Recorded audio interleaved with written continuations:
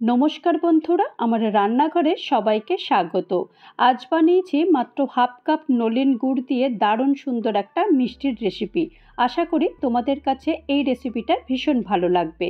আর ভালো লাগলে দেখার আগে অবশ্যই একটা লাইক করো। তো চলো দেরি না করে কিভাবে বানিয়েছি সেটা দেখে নিই। প্রথমেই এখানে আমি 200 গ্রাম ছানা নিয়ে নিয়েছি। এই ছানাটা আমার ঘরের তৈরি ছানা। আর এখন ছানাটাকে ভালো করে একটু মেখে নেব, কারণ ছানার মধ্যে একটু দানা দানা থাকে আর একটু শক্ত শক্ত ভাব থাকে।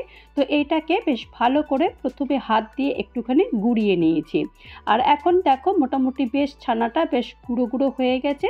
আর এটাকে বেশ ভালো করে একটা স্মুথ করে একটা মণ্ড তৈরি করে নেব। তো ঠিক এইরকমভাবেই ছানাটা মেখে নিয়েছি। আর এখন ছানাটা এখন রয়েছে। আর এখন গ্যাসে কড়াই বসিয়ে দিয়েছি আর 1 চামচ আমি ঘি গরম করতে দিয়ে দিয়েছি। ঘিটা একটু স্প্রেড করে নিয়েছি। ঘি স্প্রেড করা হয়ে গেছে। আর যে ছানাটা আমি হাত দিয়ে একটু শুধুমাত্র মেখে রেখে দিয়েছিলাম সেই ছানাটাও আমি এখন দিয়ে দিয়েছি। আর এই ছানাটা এখন সব কিছুই ভালো করে এটাকে একটু গুঁড়ো গুঁড়ো করে দেবো, কারণ মেখে রেখে দিয়েছিলাম বলে বেশ একটু দানা মতো বা দলা মতো পাকিয়ে গেছিলো। তো এটাকে আবারও নতুন করে কড়াইতে দিয়ে বেশ আবারও ভালো করে এটাকে স্মুথ করে নিতে হবে। তো এটাকে একটু 5 মিনিট কি 10 মিনিট করে নিতে হবে। আর এখানে আমি 2 টেবিল চামচ চিনি দিয়েছি। আর এখন চিনিটা যতক্ষণ পর্যন্ত না গলে ততক্ষণ পর্যন্ত এরকম নেড়ে দিয়েছি। আর নাড়ার পরেও যতক্ষণ পর্যন্ত না চিনিটা শুকোবে ততক্ষণ পর্যন্ত এটাকে নাড়তে হবে। তো এখন এরকম নাড়তে নাড়তে চিনিটা যতক্ষণ পর্যন্ত না শুকোয় ততক্ষণ এরকম নেড়ে দিয়েছি। আর এখন অনেকটাই চিনিটা বেশ শুকিয়ে গেছে আর একটু বেশ ড্রাই হয়ে গেছে। এই রকম অবস্থায় আমি হাফ কাপ নলেন গুড় দিয়েছি। এখানে একটা কথা বলে রাখি যে ছানার পরিমাণ যদি বেশি হয় তাহলে এক্ষেত্রে গুড়ের পরিমাণটাও বেশি হবে।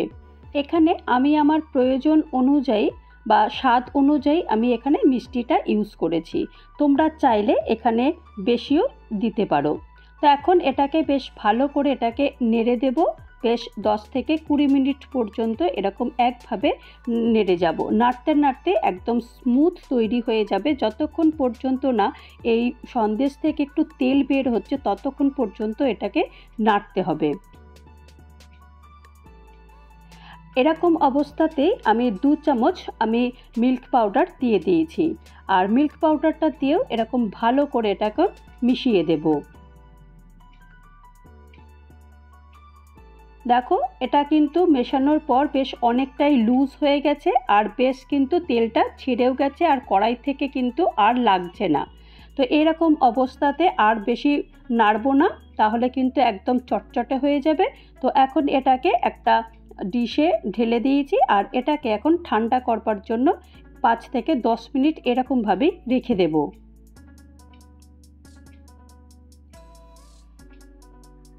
5 মিনিট পর আমি এটাকে একটু হাত দিয়ে মেখে নিচ্ছি। একদম কিন্তু একদম ঠান্ডা নয়, ঠান্ডা হলে একদম শক্ত হয়ে যাবে। একটু গরম আর একটু ঠান্ডা এরকম অবস্থাতেই এটাকে হাত দিয়ে ঠিক এইরকমভাবেই মেখে নিতে হবে। মেখে নেওয়ার পর এরকম বেশ একটু স্মুথ একটা ডো তৈরি করে নিয়েছি।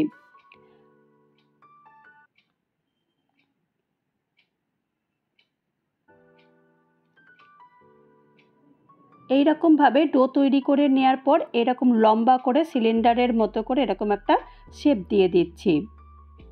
শেপ দেওয়ার পর এটাকে এখন একটু ঠান্ডা করবার জন্য রেখে দেব। তো 10 মিনিট মতো আমি রেখে দিয়েছিলাম। আর এখন একটা সার্ভিং ডিশে অলরেডি এটাকে ট্রান্সফার করে দিয়েছি। আর এখন এটাকে মোটামুটি এটা সেট হয়ে গেছে। আর এখন একটু কেটে দেখাবো সন্দেশটা কেমন হয়েছে।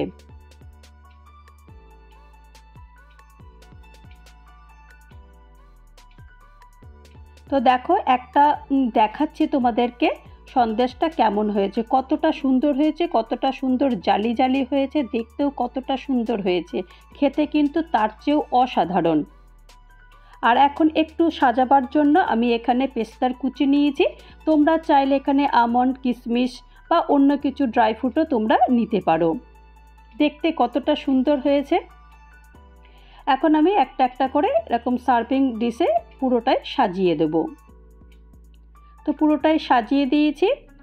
তো তৈরি হয়ে গেল আমার নলেন গুড়ের সন্দেশ। তো এই রেসিপিটা তোমাদের যদি ভালো লাগে তাহলে অবশ্যই একটা লাইক করো, কমেন্ট করো, পারলে আমার চ্যানেলটা সাবস্ক্রাইব করে আমার পাশে থেকো।